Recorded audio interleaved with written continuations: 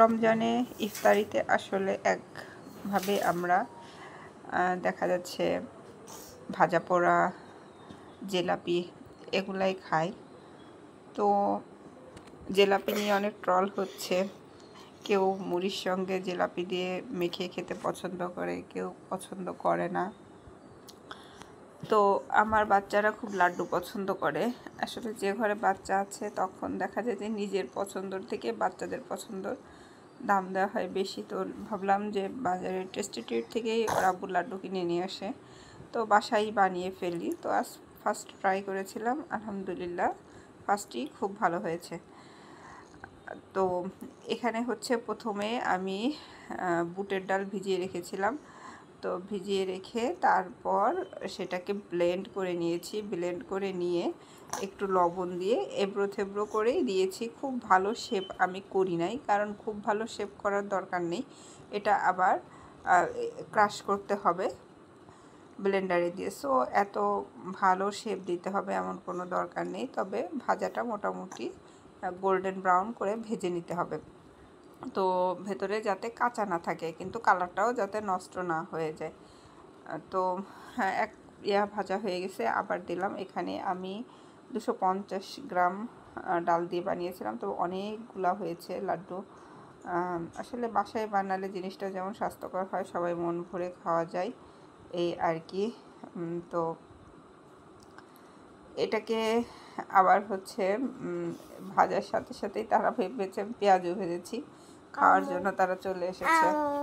তো যাই হোক, তো তারপর তাদের কিছু দিয়ে দিলাম, আর বাকিটা আমি ব্লেন্ড করে গুঁড়ো করে নিয়েছিলাম। তো এখানে আমি তেমন তেল ব্যবহার করিনি, ফ্রাই প্যানে তেমন তেল নাই, এটা খুব কম তেল দিয়ে আসলে ভাজতে হবে। তারপরে এই যে ব্লেন্ডারে গুঁড়ো করে নেওয়া, এই ভাজা যেটা ওইটাই গুঁড়া করে নেওয়া। তো এরপর পাত্রে হচ্ছে আগে থেকে জাল দিয়ে রাখা একটু ঘন দুধ ছিল, এর ভেতরে আবার আমি একটু গুঁড়া দুধ দিয়েছি। যারা দেখা যাচ্ছে যে বেশিক্ষণ দাঁড়িয়ে জ্বালাতে সময় না পান, গুঁড়া দুধ দিয়ে ঘন করে নিলেও হবে। তারপরে দিয়েছি পরিমাণ মতো চিনি। 250 গ্রাম লাড্ডুতে আমি দিয়েছি 250 গ্রাম ডালে আমি দিয়েছি 100 গ্রাম পরিমাণ চিনি। আসলে আমরা একটু মিষ্টি কম খাই। আর হচ্ছে এখানে দিয়ে দিয়েছি বাদামের গুঁড়া এবং হচ্ছে গরম মশলার গুঁড়া। যাদের আসলে মুখে লাগলে পছন্দ করেন না, তারা বিষয়টা না দিতে পারেন, আস্ত দিয়ে উঠিয়ে ফেলতে পারেন। আমাদের সমস্যা হয় না, এই জন্য আমরা গুঁড়া করেই দিই, তাতে আমার কাছে ফ্লেভারটা ভালো লাগে। আর এটার পরে দিয়েছি জর্দার একটু রং হালকা দিয়েছি। আসলে বেশি রং দেয়া আমি পছন্দ করি না, বেশি কালার আসলে জিনিসটা এত ভালো না, তারপরেও হালকা দিয়েছি। তো খুব বেশি হালকা হয়েছিল, এই জন্য আর একটু দিলাম। তারপর এটা ভালো করে গুলিয়ে নিতে হবে। আর তারপর আমি যেটা ব্লেন্ড করে রেখেছিলাম ওই লাড্ডুর গুঁড়াটা, মানে ডাউলের গুঁড়াটা ভেজে রেখে যেটা গুঁড়া করেছিলাম ওটা দিয়ে দিতে হবে। দিয়ে তারপর তবে দেওয়ার আগে দেখে নিতে হবে শিরাটা কমপ্লিট হয়েছে কিনা। যদি যে একটু আঠালো ভাব চলে আসে, কালারটা চেঞ্জ হয়, তখন দিলেই হবে। তো আমার পাত্রটা ছোট ছিল, এজন্য আমি একটু বড় পাত্রে দিলাম। যেহেতু 250 গ্রাম ডালে বেশ অনেকগুলোই হয়েছে। তারপর বড় পাত্রে ওটা ঢেলে দিয়ে সাথে ওই যে মিশ্রণটা আমি তৈরি করেছিলাম ওটা দিয়ে নেড়ে গোল গোল করে বানালেই হয়ে গেল লাড্ডু। আসলে রোজা থেকে অনেক কিছুই আমাদের ওইভাবে ভাজা পোড়া খাওয়াটা ঠিক না, কিন্তু আসলে ইফতারের সময়টা ভাজা পোড়া কিংবা একটু মিষ্টি ছাড়া যেন ভালো লাগে না। একটু মিষ্টি খাবার, একটু ভাজা পোড়া খাবার, এগুলোই ভালো লাগে।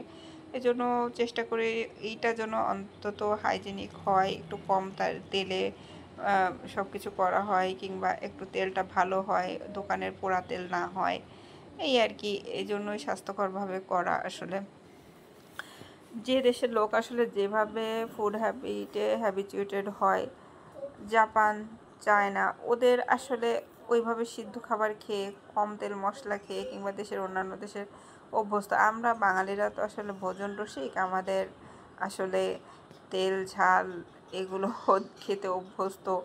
তো মিষ্টি, তো তার ভেতরেও যতটুকু স্বাস্থ্যকর করা যায় নিজেরা করলে আসলে সেটা মানে দোকানের থেকে স্বাস্থ্যকর করা যায় এই আর কি। তারপর এটাই যে আঠালো হলে হাত দিয়ে করে নিতে হবে। আমি আরও কিছু বাদাম দিয়ে দিলাম, পেস্তা বাদাম আর কাঠবাদাম, আর হচ্ছে এমনি যে বাদামটা কিনতে পাওয়া যায় 3টা বাদামই মিক্সড করা ছিল, এখান থেকে আমি একটু ক্রাশ করে দিয়ে দিয়েছি। আগেও একটু দিয়েছি, এখনও দিয়েছি। বাদামটা আসলে ভালো, উপকারী বাচ্চাদের জন্য কিংবা আমাদের জন্য। আর অনেকের বাচ্চা আবার মুখে বাঁধলে খেতে চায় না, কিন্তু আমার বাচ্চার সমস্যা হয় না। তারপর দিয়ে দিয়েছি গুঁড়া দুধ আর একটু ঘি। ঘি বাচ্চাদের ব্রেন ডেভেলপমেন্টে খুবই উপকারী, আর ঘিটা মোটামুটি অথেন্টিক ছিল। আর গুঁড়া দুধ দিয়ে দিয়েছিলাম আমি বেশ কিছু পরিমাণে। তারপরে যে আঠালো হলে তারপরে যে হাত দিয়ে এভাবে করলে লাড্ডুগুলো তৈরি হয়ে যায়। আসলে লাড্ডুগুলো তৈরি করে সবগুলোর ছবি তোলার আমি সময় পাইনি, কারণ আমার বাচ্চারা তার আগেই খাওয়া শুরু করে দিয়েছে এবং তারা খুব মজা পেয়েছে। বিশেষ করে আমার ছোট ছেলেটা এমনি মিষ্টি তেমন খায় না, শুধু মেয়েটা একটু মিষ্টি খায়, 2টা ছেলে তেমন মিষ্টি খায় না। অথচ তারা মায়ের হাতের লাড্ডু এত পছন্দ করেছে। ছোট ছেলে আলহামদুলিল্লাহ একবারেই 4টা-5টা খেয়ে ফেলেছে। তো তাকে থামানো যাচ্ছিল না, যে ছোট মানুষ একবারে মিষ্টি খেলে হয়তো সমস্যা হতে পারে, কিন্তু তাকে থামানো যাচ্ছিল না আলহামদুলিল্লাহ। তো বাচ্চাদের নিয়ে একটু ঝামেলা হলেও স্বাস্থ্যকর খাবার খেলে ওরা যখন খুব খুশি হয়, খুব তৃপ্তি পায়, তখন মনে হয় সব মায়েদের কষ্ট সব উবে যায়, মানে তারাও ওদের সাথে আনন্দিত হয়।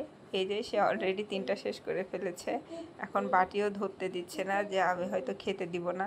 আর আরেকজন ওই যে আসছেন শেষ করে খেয়ে, তো আর মেয়েও ওই যে আলহামদুলিল্লাহ খাচ্ছে। ও মেয়ে আগাগোড়া এসে মিষ্টি পছন্দ করে এই। আর ওরা দুজন তেমন মিষ্টি পছন্দ করে না, তারপরেও লাড্ডুটা তারা খুব ভক্তি করে খেয়েছে। আর আমি আসলে কম মিষ্টি দিয়েই বানিয়েছি। খাওয়া শেষ, আবার আরেকটা চাচ্ছে। আলহামদুলিল্লাহ, মাশাল্লাহ। যাই হোক, রহমতের 10 দিন চলে গিয়েছে। তো মাঝের যে 10 দিন, আবার মাগফিরাতের 10 দিন শুরু হয়ে গিয়েছে। তারপর নাজাতের 10 দিন। আমরা সবাই ইবাদত করি, সবাই সবার জন্য দোয়া চাই আল্লাহর কাছে। ভালো থাকবেন, আল্লাহ হাফেজ।